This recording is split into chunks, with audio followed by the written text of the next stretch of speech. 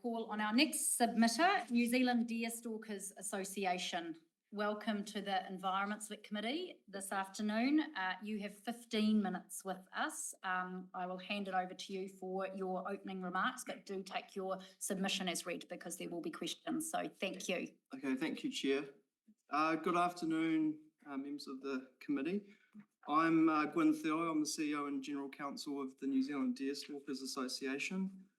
We represent 12,000 members. We have 30,000 supporters, and we seek to speak for the country's recognised 85,000 big game hunters. So we're here to speak about the people that value these game animals and wish to seek these herds of special interest. I just want to touch on the fact that hunters are out there in the forests. They're in the bush every week. They are the boots on the ground. We've got 50 clubs across the country, and we intimately engage with the forest like no other community does in New Zealand. So we speak from a position of knowledge and practical understanding of what's happening in our forests. And what we see on the ground is something where we want to help. So the intent of this bill is just to allow the hunters to help. Firstly, we want to thank this government for taking a positive step to enable the intent of the GAC Act. I think a lot of the earlier submitters have misunderstood the purpose of what we're here to do today. It's to talk about fixing a legislative conflict and allowing the true intent of the initial law that is now 10 years old to be fulfilled. Ironically, this amendment bill isn't about hunting, and it's not about hunting for hunting's sake. It's actually about conservation, and I think we should all acknowledge that this delivers conservation outcomes, not hunting outcomes. I've listened to earlier submitters, and I think we all agree on something. Something needs to happen to manage our big game. So we've had a department in charge of our forests for 30 years, and they've failed. We've heard from committee members today asking how to fix it, pointing out the devastation in forests that they love. And I think the questions not need to be made to the submitters. I think you've got an opportunity to question the Director General about what they're doing. When the next time you have the chance to ask the department what they're doing in these areas, the answer that you'll get was nothing, we have no funding. So this is where we come in. We're coming in with ideas, with passion, and with a community-based solution. And I also want to put it into context. We're talking about small pieces of New Zealand, so little designated areas of public land where hunters can make a meaningful difference and take the workload off the government. We don't think this is the government's problem. You'll hear from Forest and Bird and Greens and idealists to say that this is the government's problem to fix. You need more money. We've thrown money at this and money hasn't worked. You've had 30 years to fix this and you've done nothing. We are here because of the current system. And I think when you're going to change a system that's broken, people that built that system don't like to be told that what they did is ineffective. And so hopefully we can look at this in the context which was just enabling the true intent of the GAC Act. And what is that intent? There are two acts at war here, and there's also a pending judicial review by Forest and Bird. Now, we wouldn't be here if Forest and Bird hadn't judicially reviewed the community agreement between the Department of Conservation and the Fiord and Wapiti Foundation. We wouldn't be here if the Minister of Hunting and Fishing didn't have the ability to designate a herd of special interest without the threat of legal action. So this whole law is to stop legal action blocking hunter-led conservation and enabling the true intent of the GAC Act. It shouldn't be controversial, it's just fixing up poor drafting. We've seen this government fix poor drafting and poor acts over the last year, and the NZDA supports this government in fixing this poor drafting and enabling the true intent of the herds of special interest. This amendment will unlock the ability for the Minister to move forward with designations without threat of judicial review. I was involved with the TAR judicial review over Eugenie Stage and what was known as Tarmageddon and the TAR Wars. Yes. That cost millions of dollars, wasted effort, wasted time, and all it did was slow things down. This law change will stop more wasted time, more wasted effort, and unfortunately for Forest and Bird, it will mean that they don't get more time in court. And so I think this is a proactive step to stop defensive, idealistic legal action that is impacting our forests. And I think it's time that everyone works together. And I applaud Dame Linda's submission today. She nailed it on the head. We've got probably 1 million hunters and fishers that are engaged in our forests and our mountains and our rivers, and they want to help. And this is the first step where this government will use the community. So no time in the history, in modern history, recent history, has there been a statutory function which allows hunters to do conservation. We've had to do it through community agreement, through volunteering, without any funding. Looking through the GAC Act, this will allow a system that is self-funded, funded by hunters, for hunters, that gives a conservation dividend. So the benefit is the country as a whole is better off for this, for the herds of special interest. Now, this drafting, again, in my opinion, or the opinion of the Deerstalkers, doesn't fix the issue. It doesn't fix the National Parks Act. It doesn't deal with the overriding considerations. I've heard from conservation authorities and Forest and Bird, and they've said that this undermines the intent of the National Parks Act. But if they'd read the Act, all of the herds of special interest are subject to the overriding considerations. So the protections are built into the process. The herd management plan must deliver conservation outcomes consistent with the National Parks Act and the Conservation Act. So I think what they need to do is probably take a little bit more time and to read the Act.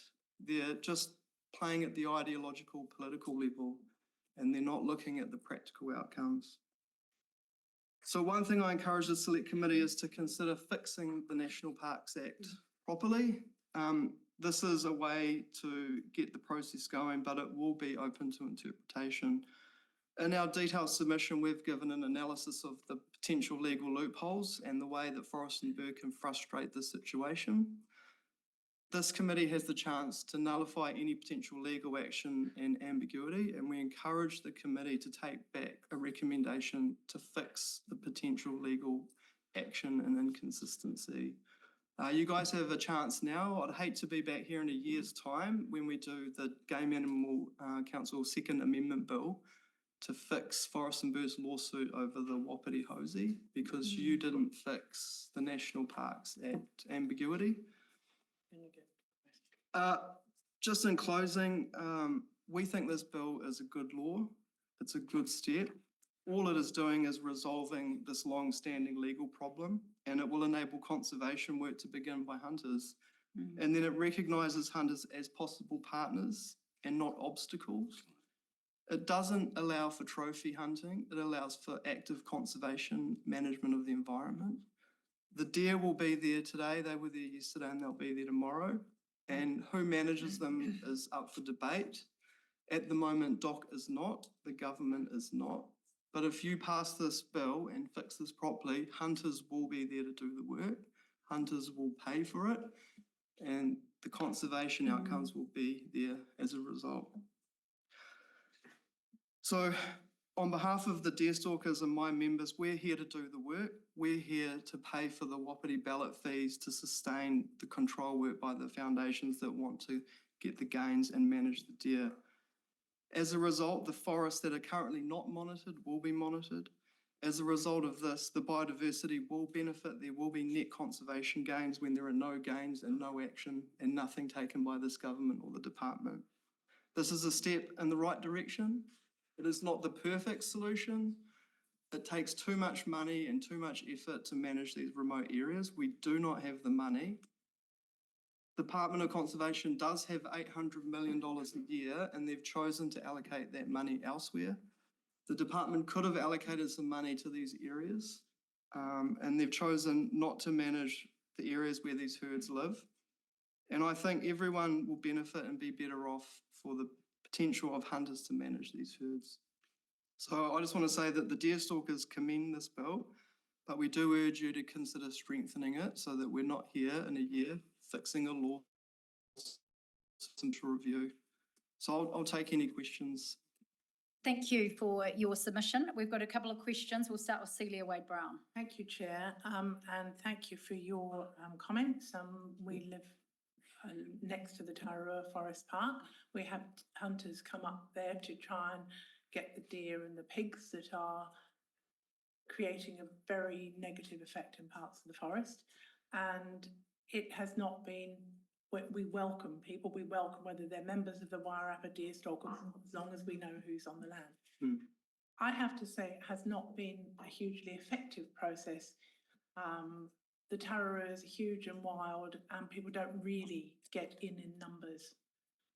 I would also, so I just would be interested in seeing if HOSI goes through or not. What's your attitude as the deer stalkers going to be to 1080 in some other places, which if the department had sufficient money and wasn't held up by so many ongoing protests, they might have actually succeeded in more eradication more quickly. So is there a little bit of a quid pro quo that might possibly happen here?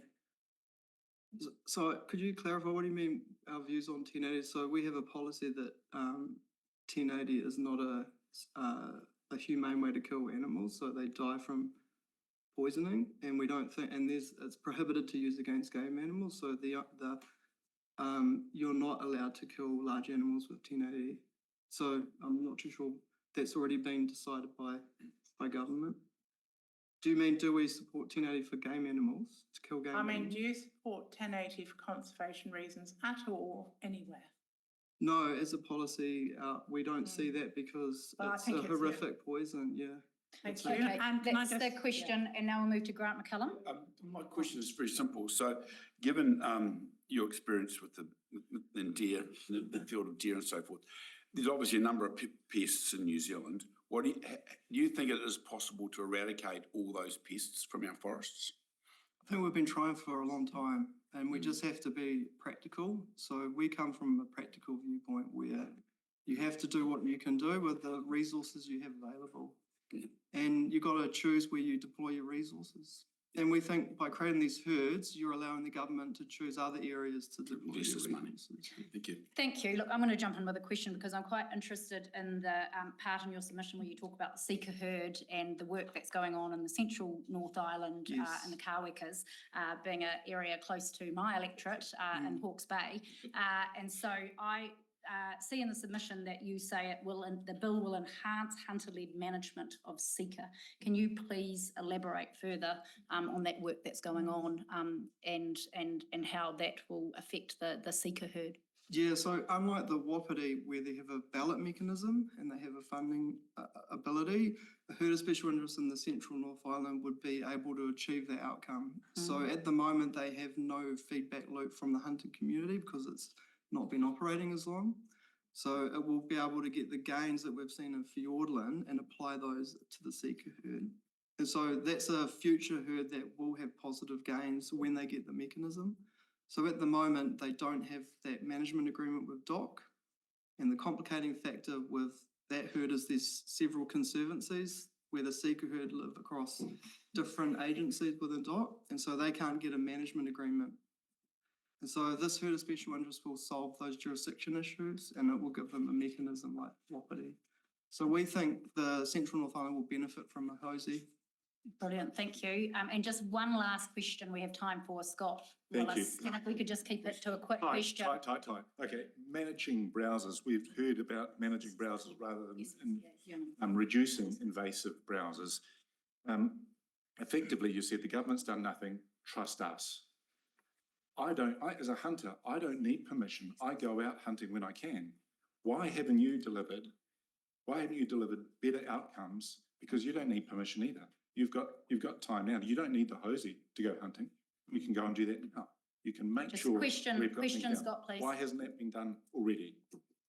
So we are recreational hunters. So we hunt on holidays or on weekends with families. So we're just everyday New Zealanders. I would say, what has Forest and Bird done? But you're asking me what we've done. What have those organisations done? And I think that's why we're here. We're here because no one's done anything, Scott, including the government. In these areas, if people had been doing management, we wouldn't have this problem. So what this is enabling a small group of organisations, so the Sika Foundation, which we're not the Sika Foundation, and the Wapiti and the Tar Foundation. And they're wanting to manage the animals for the benefit of the environment. They want to Look, manage. thank you very much. We will have to leave Manage. it there. We have met time. Thank you Thank you. for your time today and your insightful submission. Appreciate it. Thank you.